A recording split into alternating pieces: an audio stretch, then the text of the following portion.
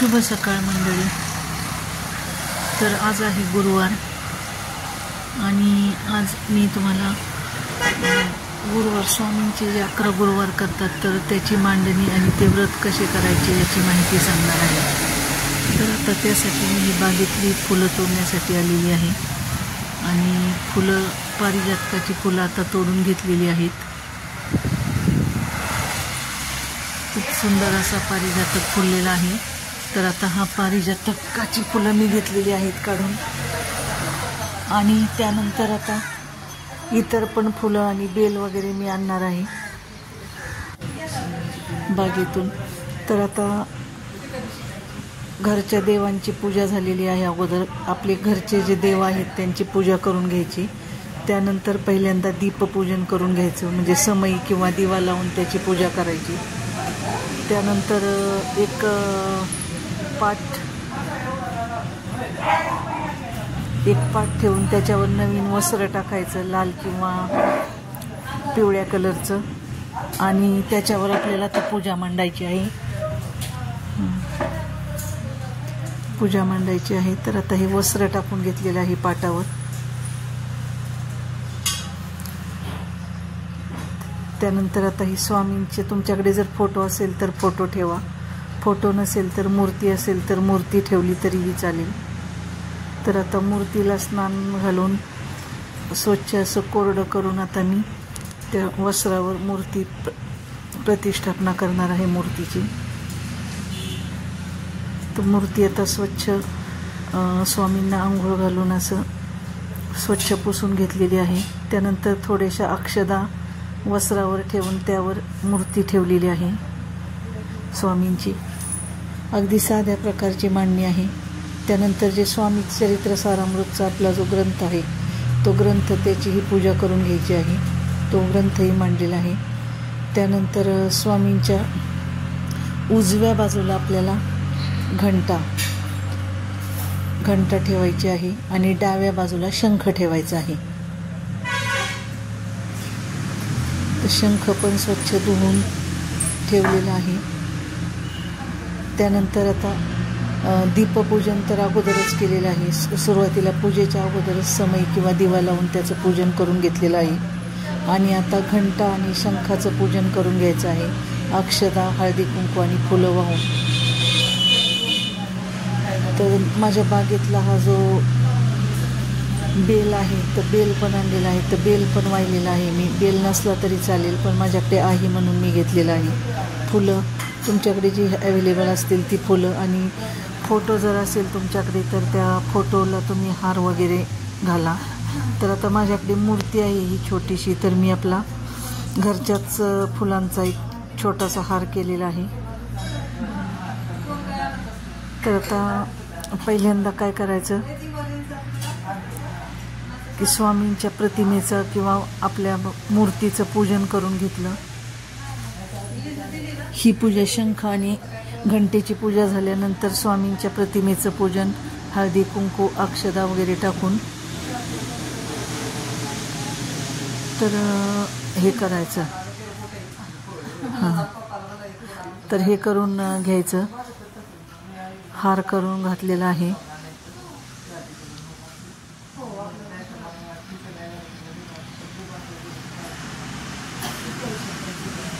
आणि हार वगैरे घालून घेतलेला आहे प्रतिमेला.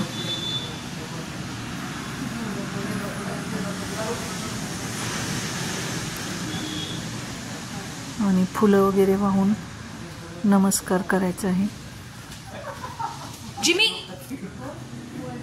तर अशा प्रकारे साध्याच प्रकारे मांडणी करून तुम्ही पूजा करू शकता.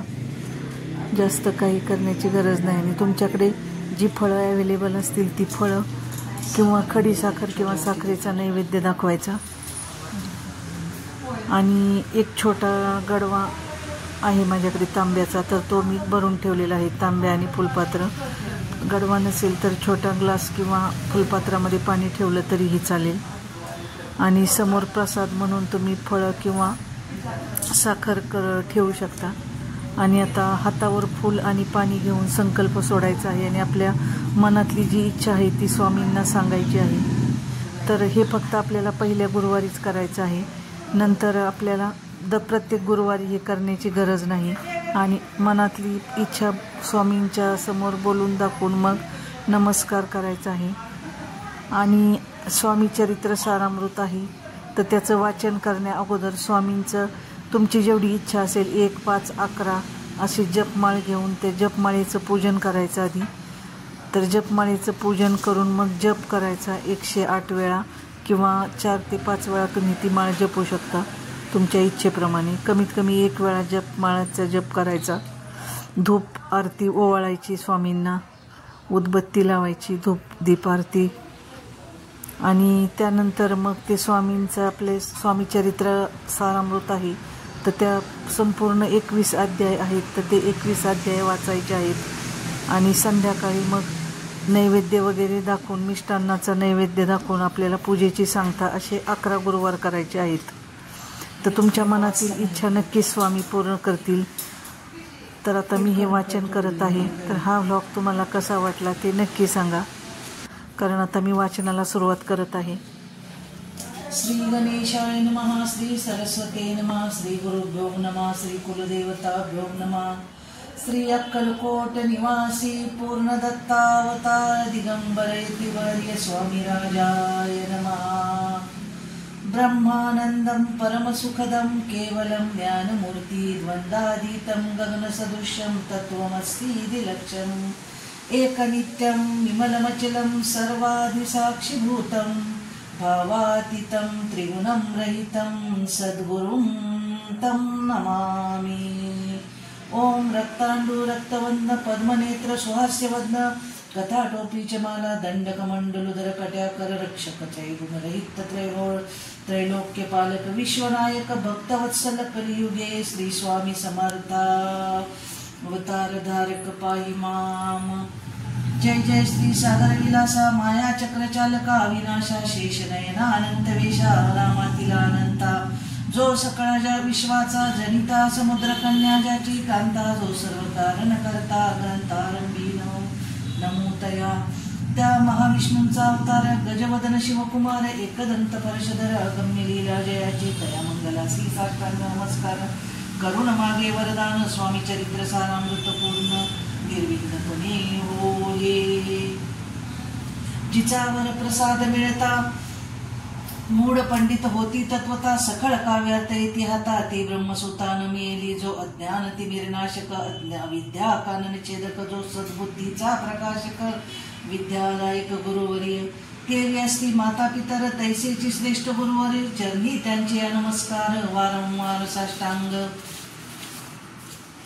ब्रह्मा विष्णू महेश्वर तिन्ही देवांचा अवतार लीलाग्रही अविक अत्री कुमार दत्तात्रेय नमियेला धर्म संस्थापना कारणे योगायोगी अवतार घेणे नानाविध वेश नडणे जगदुत्तीचे कर्तव्य मग घेतसे अवतार प्रत्यक्ष जो का अत्री कुमार अक्कलकोटीचा चार प्रसिद्ध झाला स्वामी रूपे.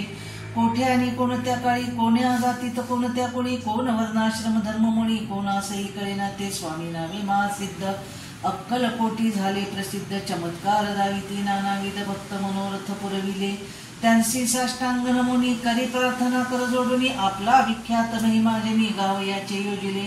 करता आणि करविता तोच एक स्वामीनाथा माझी आठाई आता मी पणाची नसेची ऐसी ऐकून या स्तुती संतोषली स्वामी राजमूर्ती कवी लागी अभय देती वरद हस्ते करोनी. आता नमो साधुरुंद जासी नाही भेदाभेद ते स्वात्मुखी आनंदमय सदोदित राहती.